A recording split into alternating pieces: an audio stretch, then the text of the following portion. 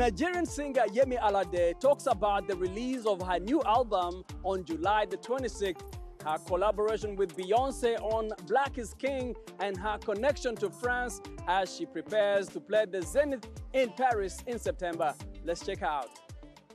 My entire life as a musician, I have sort of done a lot of things in my branding and in my music that most of my fellow colleagues will not do, like keeping your hair natural. Sometimes I don't show up with makeup. I mean, I live a very easy, simple life. So I've just been rebelling against the status quo, what people expect. I decided to turn back the hands of time. I decided to go back to the beginning of Afrobeat and the music and the sounds I enjoyed when I was a kid, the music that was played at the parties. I wanted to bring that back to 2024, and that's what I did. I rebelled again.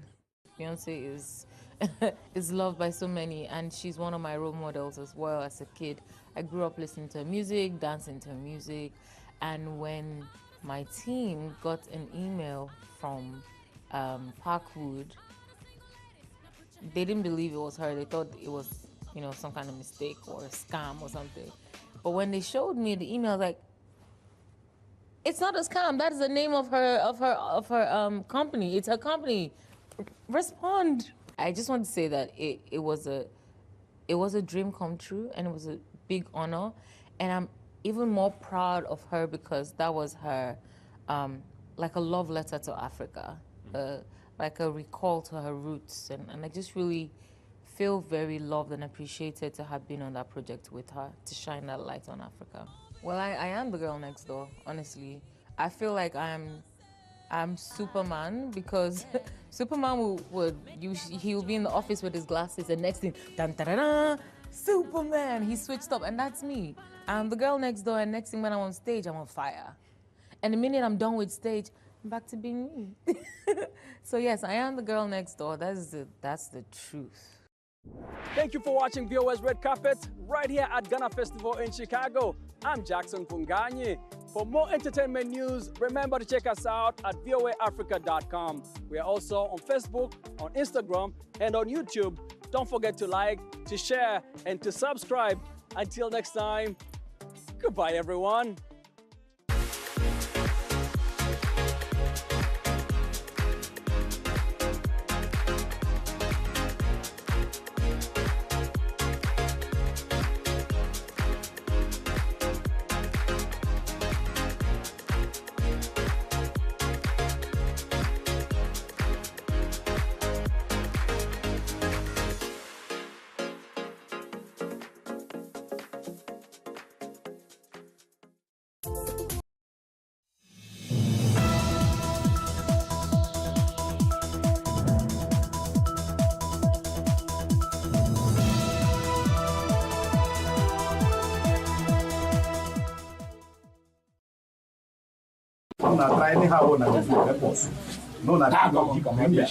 But worry for that. All rodents and reptiles, so they disturb the die.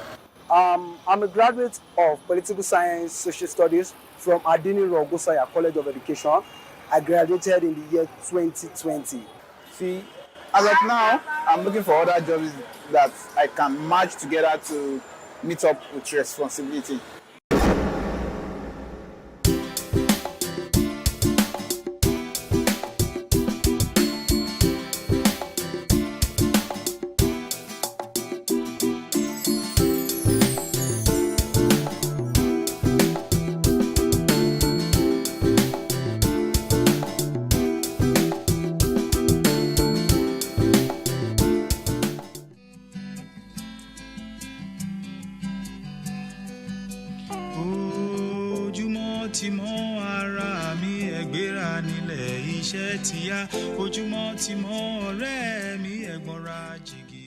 One time I remember trekking from Oriental Hotel to Eco Hotel, dropping my CVs at every place, dropping my CVs at different restaurants, different bars, different hotels, just hoping for something. Pius is a graduate of computer science, but he drives an Uber for a living in the city of Lagos.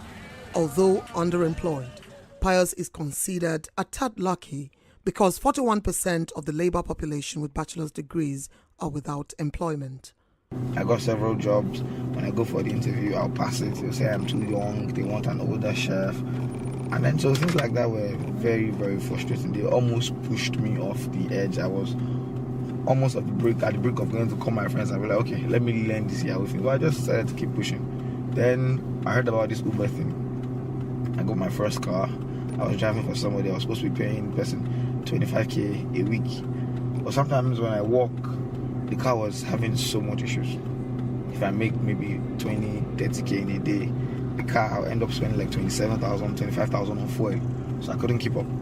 I had to go for another car to another car before I finally found this one. And this one I'm driving to own the car and I'm almost done with it. Presently, 1 out of every 3 Nigerians that are able to work are unemployed, according to the National Bureau of Statistics. 23.2 million Nigerians are out of work. That is almost the entire population of Sierra Leone, Liberia, and Gambia combined. While Nigeria's youth population has increased much in the last 1.5 decades, the available economic opportunities are shrinking. Nigeria is facing an increasing youth bulge with over 123 million young citizens, but there are just not enough jobs for these youths. From 2015 to date, I found myself jobless. Now presently I'm managing a job, electrical job, which I invested my money and went to go and acquire some skills, which is providing money for me now. Instead of me searching for a job, my father just advised me, instead of you working somewhere, killing yourself, you know what the country is now, just go into this. And I thought of it, I started making research, then I started doing my father's business. And that was how I started selling ads. I sell ads here and there. Up to date, if I see a job, I will work, but if the pay is meaningful, because now they can't give me a job that will be earning like 45,000 or 50,000, because now through my electrical job I'm doing now, I earn more than the salary I think they will offer me now. The dire unemployment situation, which some believe is more severe than reported, has been made worse by the coronavirus pandemic, which has led to shutdown of businesses. The adverse effects of this rising unemployment rate in Nigeria are becoming enormous and far-reaching. Where there is unemployment, there is psychological desperation in itself, the sense of not having something to do. Then you also have the cogent economic consequence of not having money to spend because you're not working. This economic consequence then falls into a sociological consequence, which is a criminal side, because if people cannot fend for themselves, they either beg or steal or engage in any kind of disruptive criminal act. For these reasons, for these 3 reasons of psychology, sociology, and economic reasons, it is very important that we take the issue of unemployment very seriously. When you are not able to meet your basic needs, when you that were able to put food on your table, you're now struggling, you that you were able to give somebody 5,000 naira, you're the one that is now begging 5,000 naira, it affects your sense of worth. The unemployment problem is compounded for those living with disabilities who have to deal with extra hurdles, people like Christiana, who is a visually impaired business owner and tutor in Lagos. We have this misconception that when there is no sight, there is nothing you can do. But in my own case, it's not like that. But one of the problems that we have is like people never had that trust with people living that disability that they can deliver it. And at the same time, people look down on us, low esteem, and there is discrimination and stigmatization that you cannot deliver. The problem of exclusion is also gendered, as the numbers show. While the rate of unemployment is high, women are the worst hit. In stock terms, there are 30% more unemployed women than men. Women face barriers that men don't have to deal with.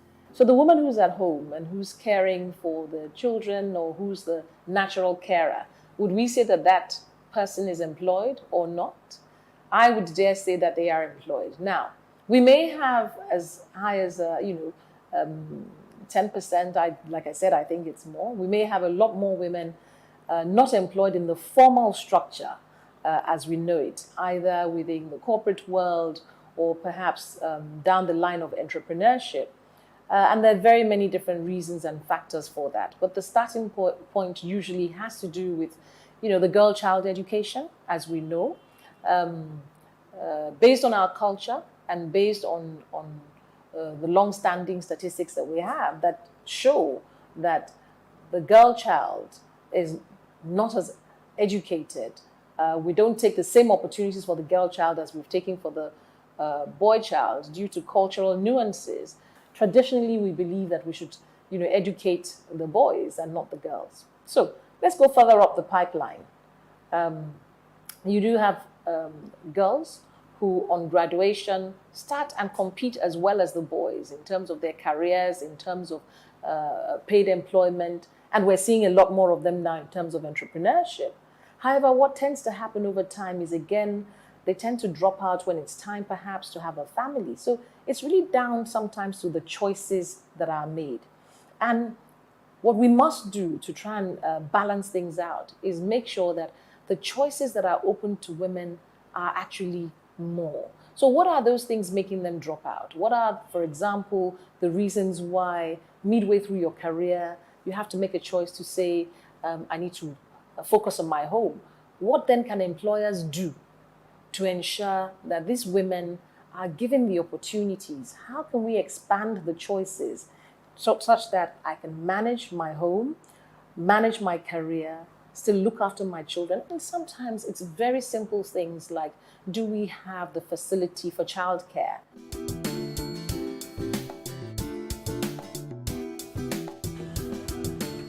Unemployment in Nigeria is not just about availability of jobs, but also about the education system producing the right type of manpower in the right quality and quantity to industrialize the country.